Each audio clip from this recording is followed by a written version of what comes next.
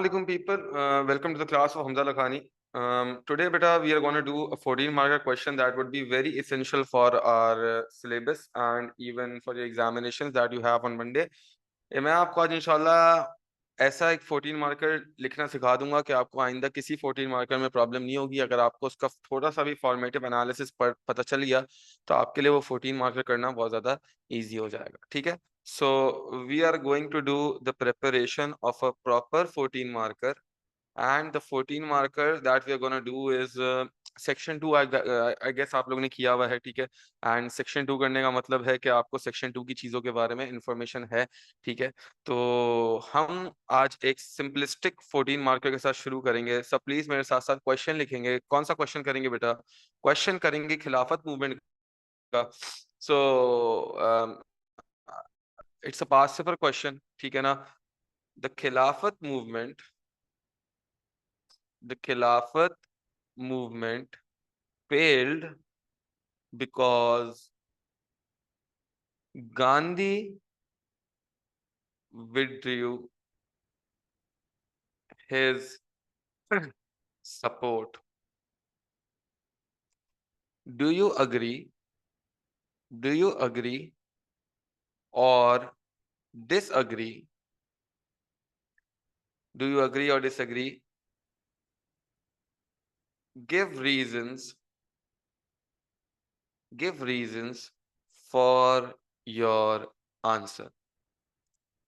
So this is a basic 14 marker question that is tested in your exam, ठीक है ना। अच्छा देखिए, सबसे पहला टास्क ये होता है कि आप 14 मार्कर को प्रॉपरली समझ लें, ठीक है ना। कोई भी क्वेश्चन बगैर पढ़े मत शुरू करिएगा। लाइक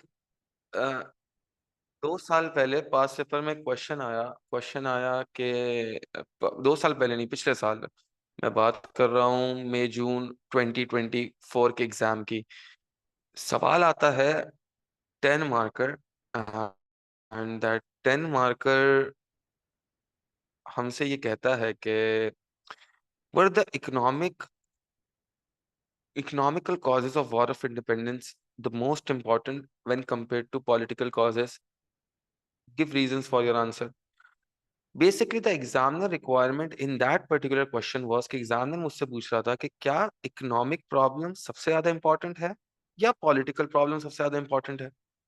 बच्चों ने गलती क्या की कि उन्होंने क्वेश्चन पढ़े बगैर कॉजेस का सवाल देखा वॉर ऑफ इंडिपेंडेंस के और मल्टीपल कॉजेज लिखना शुरू कर दिए। उन्होंने सोशल भी लिख लिया, उन्होंने रिलीजियस भी लिख लिया, उन्होंने मल्टीपल बेसिस पर सारे के सारे कॉजेज लिखना शुरू कर दिए। सो उस एंड पर बहुत सारे बच्चों ने गलती कर दी थी। Even 2 to 3 my students even made this mistake, whereas there was a lot of population of students out there जिन्होंने ये गलती करी थी।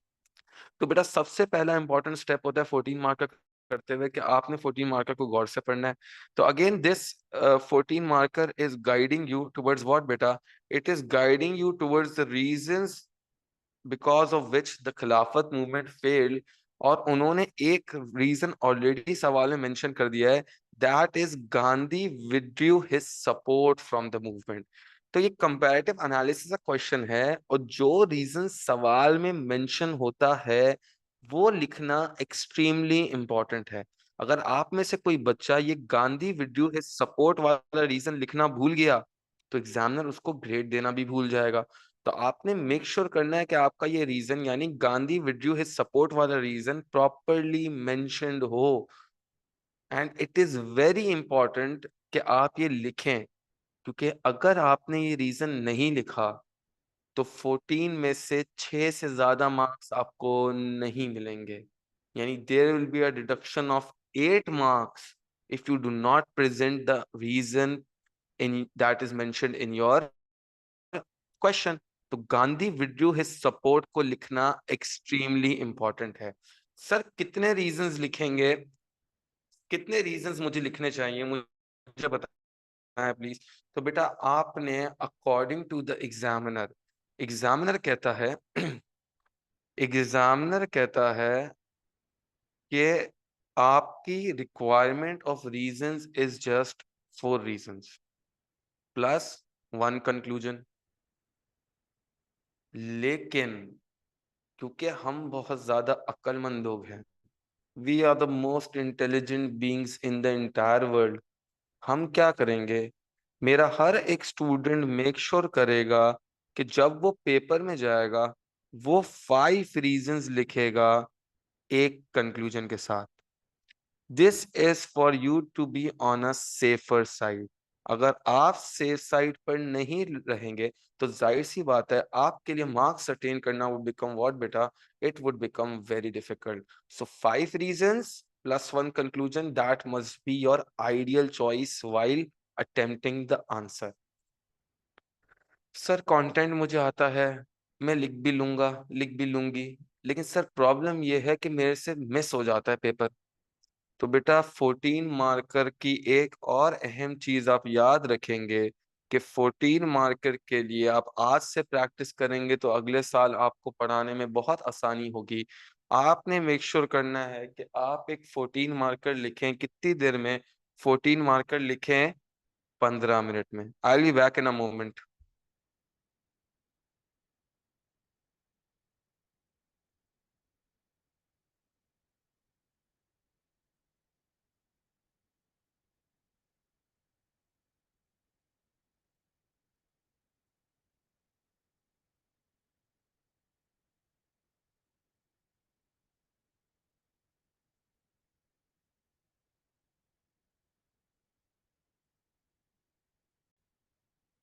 I am so sorry for the delay. अच्छा, तो भाई हमने कोशिश करनी है कि हमने कितने रीजंस लिखने हैं, 5 रीजंस लिखने हैं कंक्लूजन के साथ। लेकिन याद रखिएगा कितना टाइम है बेटा मेरे पास। I have just 15 minutes to spend on a 14 marker. घर पर जाएं, एक 14 मार्कर का कंटेंट याद करें, सवाल लिखें और टाइमर लगा के देखें कि आपको कितना टाइम लग रहा है। देखो कंटेंट जिंदगी भर का आ जाएगा, एनालिसिस भी करना आ जाएगी, मैं भी आपको बहुत सारी चीजें बताऊंगा, सब आ जाएगा। लेकिन टाइम आपको कोई सिखा नहीं सकता। टाइम मैनेजमेंट, टाइम मैनेजमेंट आपने खुद डेवलप करनी है। और आपका जो अभी कल कल जो परसों पेपर है आपका, उसमें भी आपको टाइम एक्चुअल सीआई जितना ही मिलेगा। तो उसको आप कैसे केटर करेंगे? ऑफ कोर्स उसको केटर करने के लिए आपको प्रॉपर टाइम मैनेजमेंट आनी चाहिए। And everyone must make sure कि वो आज घर जाएं, एक स्टॉप वॉच लगाएं, एक टाइमर लगाएं, और जो भी मैं सवाल कर रहा हूं वो सवाल लिखें बैठकर मार्क पर लिखने में। And then reduce yourself to 15 minutes. अपने आप को रिड्यूस करें 15 मिनट्स पर। सर कितना टाइम मिलेगा? बेटा आपको आपके एक्चुअल एग्जाम में 16 and 16.5 मिनट्स मिलेंगे। अगर आज आप 15 मिनट पर तैयारी करेंगे तो आप अपने एक्चुअल सीआईज में 16 या 17 मिनट में एक प्रॉपर 14 मार्कर लिख पाएंगे। वरना आपके लिए बेटा लिखना आंसर बहुत ज्यादा मुश्किल हो जाएगा। सो 4 रीजंस प्लस वन कंक्लूजन। अगर आपको एग्जाम में लगता है कि सर मैं तो 5 रीजंस नहीं लिख पा रहा, मैं तो 5 रीजंस नहीं लिख पा रही, मेरी टाइम लिमिट एक्सीड हो रही है, तो आपके पास मिनिमम है, आप क्या कर सकते हैं, आप 4 रीजंस लिख सकते हैं कंक्लूजन के साथ। लेकिन आइडियल यही है क्योंकि अभी आप लोग एक बेसिक लेवल पीछे हैं। अभी you guys are in class 9, so you must all must make sure that you from today start practicing yourself। मैं ये नहीं बोल रहा कि बस सिर्फ हिस्ट्री करने बैठ जाओ, लेकिन कम से कम वीकली 2 वीक्स में एक एक आंसर प्रैक्टिस करो। थोड़ा अपनी राइटिंग स्पीड को इंक्रीज करो, इतना इंक्रीज कर लो कि ये 14 मार्कर तुम 15 से 16 मिनट में लिख लो। मैं ये नहीं कह रहा करेक्ट कंटेंट लिख लो, मैं ये नहीं कह रहा करेक्ट एनालिसिस कर लो, वो तो हम अगला पूरा साल बैठ के इंशाल्लाह उसको करेक्ट करने की कोशिश करेंगे। लेकिन एटलीस्ट टाइमिंग आपकी प्रॉपर होनी चाहिए, टाइमिंग आपकी एक्यूरेट होनी चाहिए, जिसकी वजह से आपके लिए आंसर लिखना बहुत ज्यादा आसान हो जाएगा। We still have many people in senior to this day जिनका पेपर कंप्लीट नहीं हो रहा बिकॉज ऑफ टाइम मैनेजमेंट। तो आपको उनसे क्या करना है बेटा, सबक लेना है। आपने क्या सबक लेना है कि आपने अपनी टाइम मैनेजमेंट एग्जैक्ट रखनी है 15 मिनट के ऊपर। 15 से 16 minute, that's it, 14 marker complete होना चाहिए। और उसको कैसे लिखना है वो जानने के लिए बात गौर से सुनिएगा। अब सबसे पहले क्वेश्चन की अंडरस्टैंडिंग। जब मैं क्वेश्चन की अंडरस्टैंडिंग लिखवाता हूं तो मैं बच्चों को यही बोलता हूं, भाई हेडिंग डालेंगे बेटा अपने पास, मैं इस क्वेश्चन को आपको समझा रहा हूं, ठीक है? मंजन, so what's the question asking me? The Khilafat movement failed because Gandhi withdrew his support. Do you agree or disagree? Explain your answer. यानी सिंपल बात यह है कि एग्जामिनर बोल रहा है कि गांधी ने अपना सपोर्ट विड्रू किया। Gandhi withdrew himself from the Khilafat movement. क्या ये सबसे ज्यादा इंपॉर्टेंट रीजन है खिलाफत मूवमेंट के फेल होने का, या और भी बहुत सारे रीजंस हैं?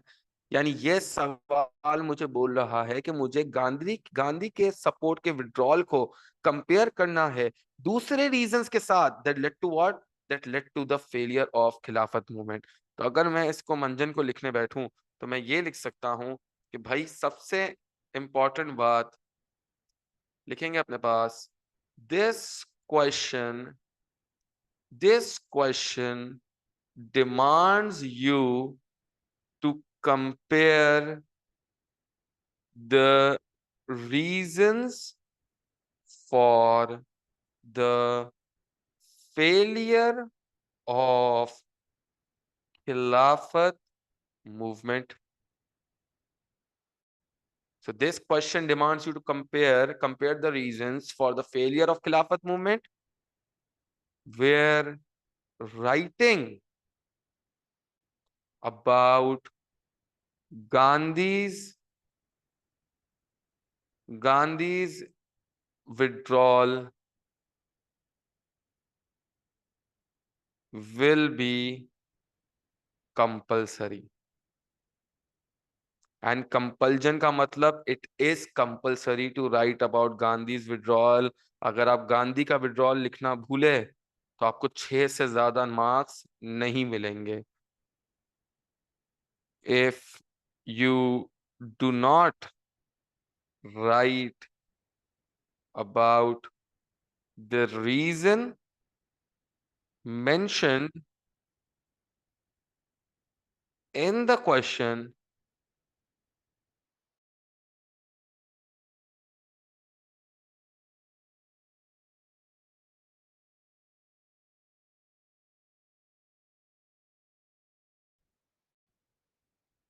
you will, यानी आपने वो क्वेश्चन नहीं लिखा जो कहाँ पर मेंशन्ड है, जो मेंशन्ड है आपके सवाल के अंदर। तो सवाल के अंदर जो क्वेश्चन सवाल के अंदर जो रीजन मेंशन्ड है उसको लिखना becomes extremely compulsory for each and every one of you. ठीक है, अगर आप स्टेटमेंट से डिसएग्री करें या एग्री करें, आप कुछ भी करें, लेकिन आपको वो लिखने पड़ेंगे सारे रीजंस। ठीक है, इवन जो आपके आंसर में जो क्वेश्चन में रीजन लिखा है वो तो कंपल्जन है, क्योंकि देखो ना, एक ये आप 14 मार्कर को समझे एक आर्ग्यूमेंटेटिव ऐसे की तरह। आर्ग्यूमेंटेटिव ऐसे में हमेशा क्या होती है, दो साइड्स होती है। तो इस क्वेश्चन में भी दो साइड्स, साइड ए गांधीज विड्रॉल जो एग्जामिनर कह रहा है क्या सबसे ज्यादा जरूरी है, साइड बी तुम्हारे हिसाब से दूसरे रीजन जो इंपॉर्टेंट है। फिर एंड में कंक्लूजन में बताओगे कि कौन सा इंपॉर्टेंट है कौन सा नहीं। ठीक है, अभी मैं पूरा आंसर भी लिख के दिखाऊंगा, घबराने वाली बात नहीं बेटा, ठीक है ना। मैं आपको इंशाल्लाह अभी पूरा का पूरा आंसर भी लिख के दिखाऊंगा ताकि हमें समझ आ सके कि हम कितने पानी में हैं। ठीक है ना, चले। अम, इस मंजन के बाद मैं आपको ये बता दूं कि इसमें बनेंगी अगेन टू साइड्स, क्योंकि ये एक आर्गुमेंटेटिव ऐसे है तो दो साइड्स बननी चाहिए। एक साइड तो ऑफ कोर्स एग्जामिनर ने तुम्हें ऊपर बता दी है, कौन सी साइड है बेटा, गांधीज विड्रॉल फ्रॉम सपोर्टिंग खिलाफत मूवमेंट, याद है ना। नॉन कॉर्पोरेशन पॉलिसी बहुत ज्यादा क्या हो गई थी, बहुत ज्यादा वायलेंट हो गई थी, और गांधी को ये बात पसंद ही नहीं थी कि इतने ज्यादा वायलेंस में हम क्यों जा रहे हैं। That's why Gandhi withdrew his support, he withdrew his support from what, from the Khilafat movement. सलाम सर, वालेकुम सलाम सर, ऊपर कर दें थोड़ा, बेटा वेट करो, आई इन द एंड मैं आपको स्क्रीनशॉट लेने का टाइम दूंगा, आप आराम से स्क्रीनशॉट लेके घर पे कॉपी कर लीजिएगा। ठीक है, अभी आप बात गौर से सुनो और चीजें समझो। देखो बेटा, सिर्फ लिखने के चक्कर में रहोगे तो बहुत कुछ मिस आउट हो जाएगा। We have very few minutes left, we have like just 30 minutes, I have another class at 8:30।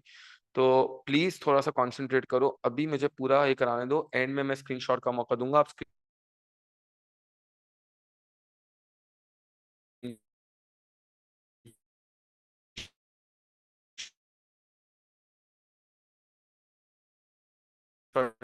लेके घर पे आराम से इसको कॉपी कर। Solve from the Khilafat movement, और क्या क्या रीजन थे कि खिलाफत मूवमेंट फेल हुई, बाकी रीजंस लिखना शुरू करें। आप लिख सकते हैं किसके बारे में, आप लिख सकते हैं हिजरत मूवमेंट के बारे में, आप लिख सकते हैं और किसके बारे में, और किसके बारे में लिख सकता हूं मैं लिख सकता हूँ चौरा चौरी इंसिडेंट के बारे में, शाबाश। चौरा चौरी इंसिडेंट के बारे में। और क्या लिख सकता हूँ बेटा मैं लिख सकता हूँ Mustafa Kemal Ataturk demolishing what, he ended the caliphate. तो लिखेंगे अपने पास मुस्तफा कमाल एंडेड व्हाट बेटा, ही एंडेड कैलिफेट। इवन इसमें आप नॉन कॉर्पोरेशन पॉलिसी, क्योंकि हम गांधी के साथ जोड़ेंगे तो उसको वापसी लिखने की जरूरत नहीं है, ठीक है ना। और क्या लिख सकते हैं, Moplah rebellion, excellent choice, Moplah rebellion. these are a few of reasons इस पे एंड करेंगे। The people of Turkey being liberals rising against the Khilafat, excellent choice. And even people could write about how the Muslims, many Muslim people were not willing to support this movement from the other parts of the world. तो उसकी वजह से भी Indians काफी ज्यादा नाराज हो गए थे कि यार हम मुसलमान ही सिर्फ खिलाफत मूवमेंट को सपोर्ट कर रहे हैं, बाकी दुनिया के जितने मुसलमान है वो सपोर्ट नहीं कर रहे। Thus this created disintegration amongst the Muslims, ठीक है ना। सही है, तो ये मेरे पास कुछ दो साइड्स हैं, ठीक है ना। हाँ अजान, that's a good enough point के बिल्कुल इस तरह, लेकिन अलग से भी लिख सकते हैं, ठीक है ना। कि नॉन कॉर्पोरेशन पॉलिसी बिल्कुल अलग से, non corporation policy in it self बहुत वायलेंट हो गई थी, but yes Chaura Chauri incident can come into Gandhi's withdrawal, ठीक है ना। But Gandhi's withdrawal was not just because of Chora Chora incident, it was the overall Khilafat movement being what? Being violent, ठीक है ना। एक रीजन नहीं था, there were multiple other reasons as well, ठीक है। चलें, अब मैं आपको हर एक पैराग्राफ की कंस्ट्रक्शन करना बताऊंगा कि यार पैराग्राफ को कंस्ट्रक्ट किस तरीके से करना है। देखो, पैराग्राफिंग इज एक्सट्रीमली इंपॉर्टेंट। अगर आप एक ही पैराग्राफ में पूरा आंसर लिखते हो तो वो बिल्कुल सही है, you can do that. But वो एग्जामिनर को चीज है ना पसंद नहीं है। Examiner does not like people who write the answer in just one go. Paraphrasing, paragraphing becomes extremely important. तो हर एक रीजन के लिए आपको एक 3 स्टेप वेरिफिकेशन फॉलो करनी। क्या 3 स्टेप वेरिफिकेशन फॉलो करूंगा? सो for every reason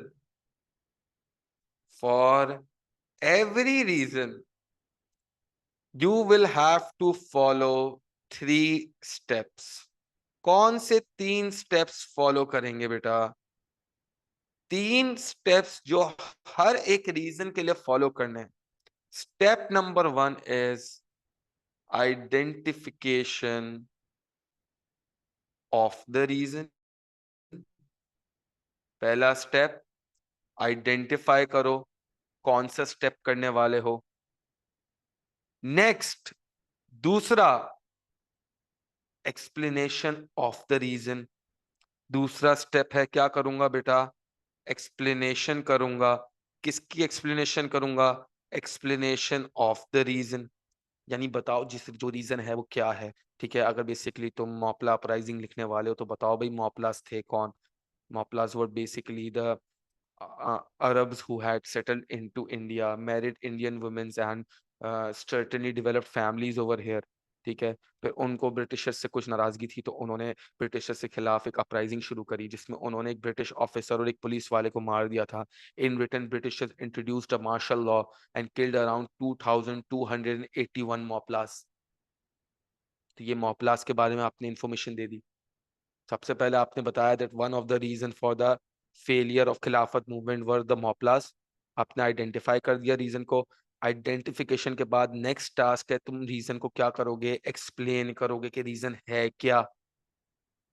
third step क्या होता है, जो सबसे मुश्किल, सबसे एसेंशियल है, जिसको मैं सिंपलर टर्म्स में एनालिसिस कहता हूं। एनालिसिस का मतलब होता है linking your reason back to the question. यानी अपने रीजन को लिंक करो किसके साथ? क्वेश्चन के साथ। अगर इजियर टर्म्स में बोलो तो क्या मतलब है इसका? इसका मतलब है एनालिसिस करना। ये एग्जामिनर के अपने वेरीफाइड डॉक्यूमेंट में लिखा हुआ है कि एनालिसिस नहीं करोगे तो मैं 6 से ज्यादा नंबर नहीं दूंगा। आपके पेपर में मैक्सिमम मेजॉरिटी मार्क्स किस चीज के हैं? आपके पेपर में मैक्सिमम मेजॉरिटी मार्क्स एनालिसिस करने के। अगर आपको एनालिसिस करने नहीं आती तो आपको मार्क्स नहीं देगा examiner. So you every one of you must make sure कि वो एनालिसिस करें, वो अपने रीजन को वापसी लिंक बैक करें। किससे लिंक बैक करें बेटा? क्वेश्चन से। ये एग्जामिनर के ऑफिशियल डॉक्यूमेंट में बात लिखी हुई है, ये कोई मजाक की बात नहीं है। अगर आपको एनालिसिस करने नहीं आता तो आपको मार्क्स नहीं मिलेंगे। Every one of you must make sure उसको एनालिसिस करने आती हो। एनालिसिस का मतलब होता है linking your answer back to the question. यानी हर एक रीजन को तुम्हें एनालाइज करके बताना पड़ेगा कि वो क्वेश्चन से कनेक्ट किस तरीके से होगा। अगर इस पर्टिकुलर क्वेश्चन को मैं देखूं, इस क्वेश्चन को मैं देखूं तो इसमें एनालिसिस क्या है, और बना के note. In this particular question every reason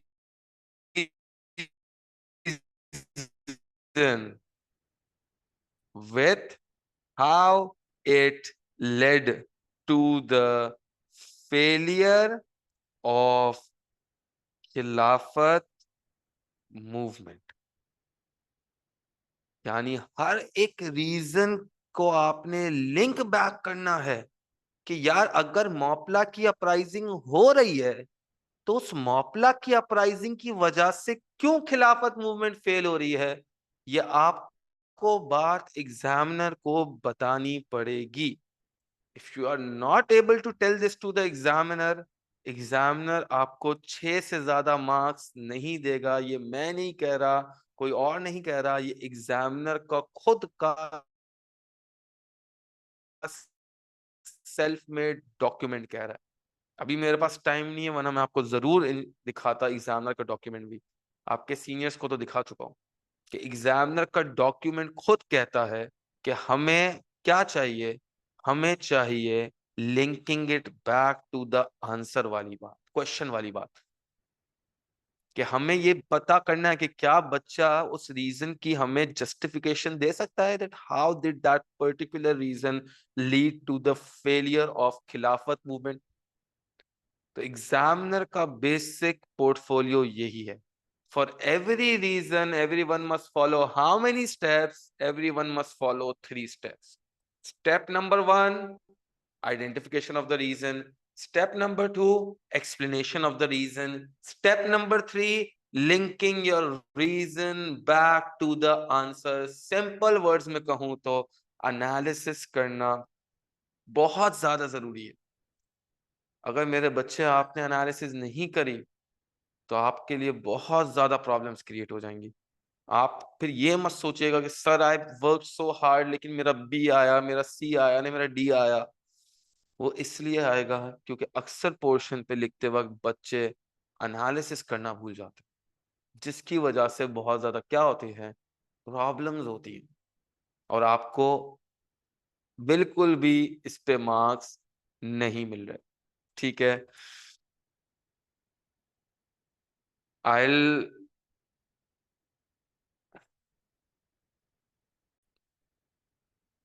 तुम्हारे एग्जामिनर ने ना लेवल्स बनाए हुए, level 1, level 2, level 3, level 4, level 5।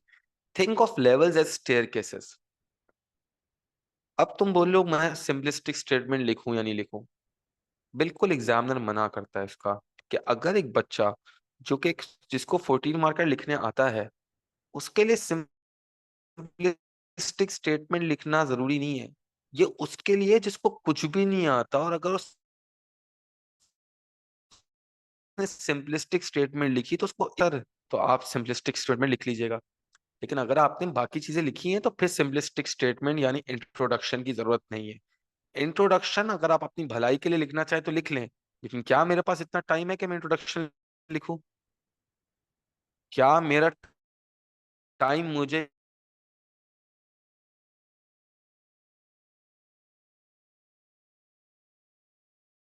ये इजाजत देता है कि क्या मेरे पास इतना टाइम है? और वक्त, वक्त ही तो नहीं है बेटा हमारे पास। सही है। चलें आ जाएं। अब जरा मैं आपको इसका एक रिटन आंसर लिख के बताऊंगा कि किस तरीके से आप ये आंसर लिख सकते हैं। ठीक है।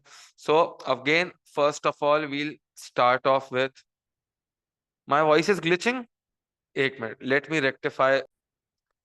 जब हम बात करते हैं कंक्लूजन की, तो कंक्लूजन का मतलब होता है कि आपने इधर दो चीज प्रेजेंट करनी है एग्जामिनर को।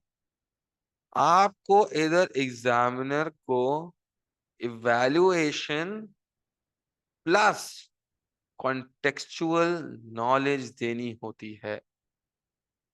कॉन्टेक्चुअल नॉलेज देने का मतलब ये है कि तुम्हें एग्जामिनर को एविडेंस देना पड़ेगा, सबूत देना पड़ेगा, एक फ्यूचरिस्टिक अप्रोच देनी पड़ेगी कि जो तुमने रीजन चूज किया है वो सबसे मेन रीजन क्यों था, किस लिए था, ऐसा क्या हुआ उसके अंदर कि मुझे लगता है कि सबसे इंपॉर्टेंट रीजन वो ही है। You will have to tell it to the examiner कि क्यों, क्यों के अलावा ऐसा क्या था उसमें कि तुम्हें ऐसा लगता है कि एविडेंस देना पड़ेगा। तो अब आपसे मेरी गुजारिश है, तकरीबन 45 लोग बैठे हैं क्लास में, आप मुझे जल्दी से इधर लिख के बताएं कि आपके हिसाब से सबसे इंपॉर्टेंट रीजन कौन सा था। फिर मैं आपको बताऊंगा सबसे इंपॉर्टेंट रीजन कौन सा है और वो क्यों लिखना चाहिए आपको। चलें जल्दी।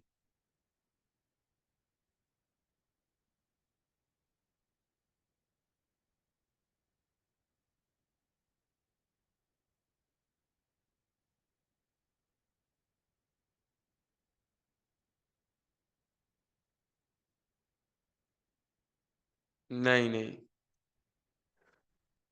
आ रहे हैं, काफी रीजन आ रहे हैं। Chaura Chauri, Kemal Ataturk, Mustafa Kemal Ataturk one, Mustafa Kemal Ataturk. शाबाश, एक्सेलेंट भाई। बहुत सारे लोग अपने अपने वो दे रहे हैं इस पे,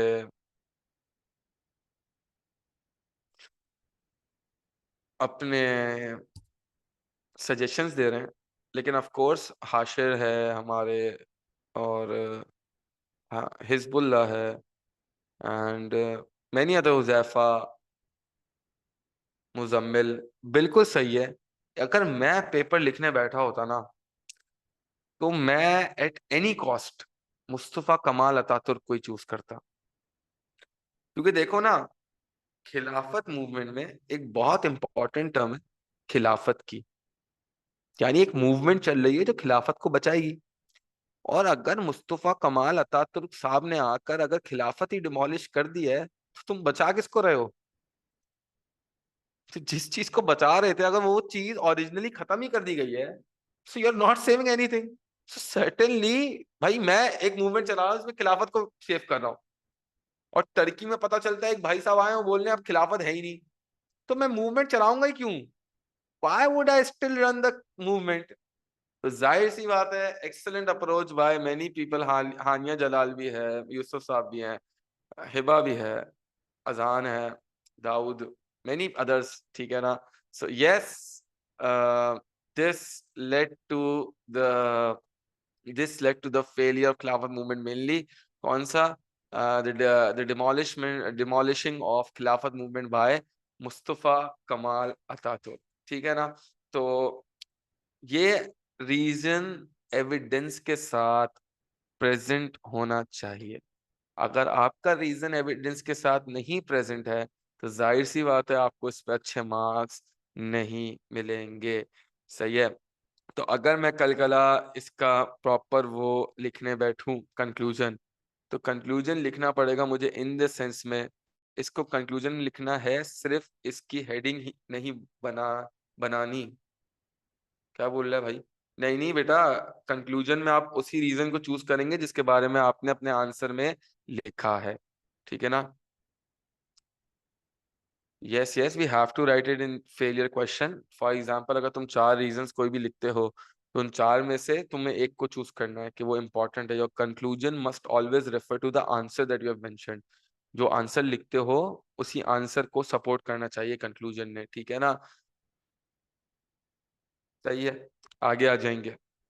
तो अगर मैं कल कला अब मैं कोशिश कर रहा हूँ कि भाई मैं आप लोग को सिर्फ कंक्लूजन की एक ग्लिम्स दे दूं, ठीक है ना? तो अगर मैं कल कला इसका कंक्लूजन लिखने बैठा, तो मुझे कंक्लूजन में ऑफ कोर्स चूज करना चाहिए, किसको चूज करना चाहिए? द अबॉलिशमेंट ऑफ कैलिफेट, ठीक है? सो आप इस तरीके से लिख सकते हैं, ठीक है? With several reasons present that contributed contributed to to the failure of Khilafat movement to the failure of Khilafat movement. The most important the most important was the abolition of the caliphate by Mustafa Kamal Ataturk when in 1924। ठीक है बेटा, अगर मैंने पहले ही class शुरू करने से पहले क्लास के बीच में कहा था कि अगर आप अपने असली नाम से नहीं आएंगे तो आपको बिल्कुल भी केटर नहीं किया जाएगा। प्लीज अपने उस नाम से आए जो आपके माँ बाप ने रखा है। I hope your parents have not named you unknown.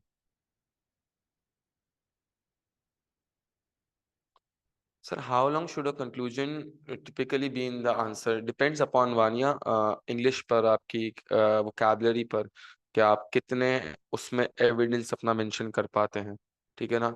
देखो, लेंथ का मसला नहीं, it's always about quality over the quantity, ठीक है? हो सकता है एक बच्चे को चीज समझाने में 12 लाइंस लगे और दूसरे बच्चे को चीज समझाने में 6 लाइंस लगे।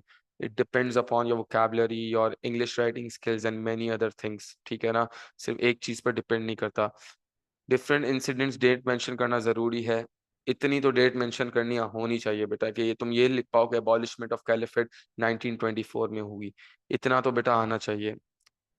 मतलब बिल्कुल ही अपने आप को वो नहीं करो, हाथ पैर पे रख लो कि चलो कुछ भी ना आए, कोई मसला ही नहीं है। थोड़ी डेट्स याद होनी चाहिए, जरूरी है।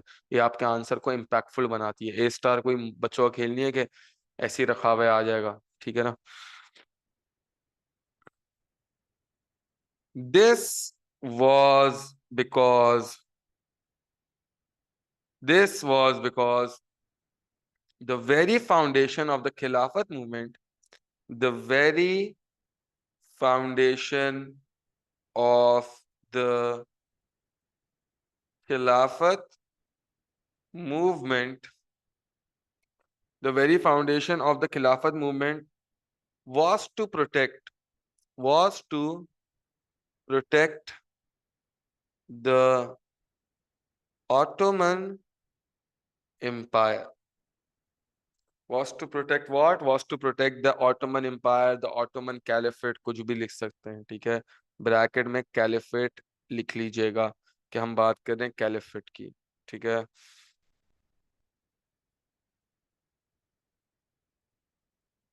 Abolishment, abolishment of caliphate meant that the Khilafat movement lost its purpose। यानी क्लियरली खिलाफत movement had lost its what, it's purpose. क्योंकि पर्पस था कैलिफ को बचाने का। अब कैलिफ ही नहीं रहा तो बचाओगे किसको? कुछ है ही नहीं बचाने के लिए। सही है। This left many Muslims disheartened. This left many Muslims disheartened and betrayed.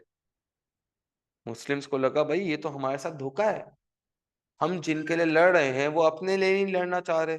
हमने इतनी मेहनत करी, we left our houses, we wait for Hijrat movement, we raised non corporation policies, we burn police station of Britishers.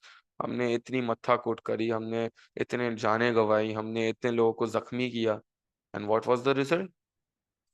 एक बंदा आता है और वो खिलाफत मूवमेंट को डिसॉल्व करके चले जाता है, खिलाफत को डिसॉल्व करके चले जाता है।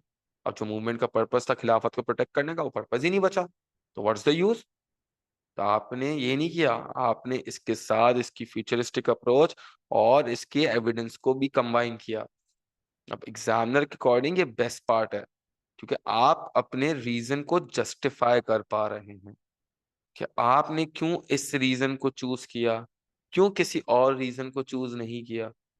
तो ये जस्टिफिकेशन हर आंसर में बहुत ज्यादा क्या है, इंपॉर्टेंट है। तो इसलिए अपने कंक्लूजन में अपना रीजन सोच समझ के चूज कीजिएगा कि क्या मैं जो रीजन चूज कर रहा हूं या कर रही हूं, क्या उसके लिए मेरे पास कोई जस्टिफिकेशन प्रेजेंट है। ये बातों का पता होना बहुत ज्यादा क्या है बेटा, बहुत ज्यादा इंपॉर्टेंट है। ठीक है, disheartened and betrayed as the leader they were fighting for, यानी जिस कैलिफ के लिए वो लड़ रहे थे, कि जिस कैलिफ के लिए वो जिद्दोजहद कर रहे थे, fighting for no longer no longer supported the institution, no longer supported the institution they were trying to save। यानी जिस चीज को वो बचाना चाह रहे थे, वो चीज खुद बचना ही नहीं चाह रही। ठीक है ना, तो क्या फायदा। ठीक है ना, तो ये आपका एक अच्छा सा कंक्लूजन है। आप एंड में जाते जाते ये बात लिख सकते हैं, though other factors were also responsible such as this but I think that abolishment of caliphate proves to be the most decisive in this matter. ये अंग्रेजी आपने लिख लेनी है एंड में, तो आपका आंसर कंप्लीट हो गया। देखो, बात ये कि अगर ये अभी आपको बहुत बड़ा लग रहा है, अगर आप इसको अपने कॉपीज में लिखने बैठेंगे तो ये इतने ज्यादा लाइंस में नहीं आएगा, क्योंकि हमें पैड्स वगैरह पे लिखना पड़ता है, पैड वगैरह, तो उस पर बड़ी प्रॉब्लम होती है यार। ठीक है ना, तो उस पर लिखना डिफिकल्ट होता है, इसलिए आपको बहुत बड़ा लग रहा है, लेकिन एक्चुअल में इतना बड़ा नहीं है। मैं कोशिश करूंगा कि पूरा आंसर आपको लिख के भेज दूं। I am already 10 minutes pass my other class.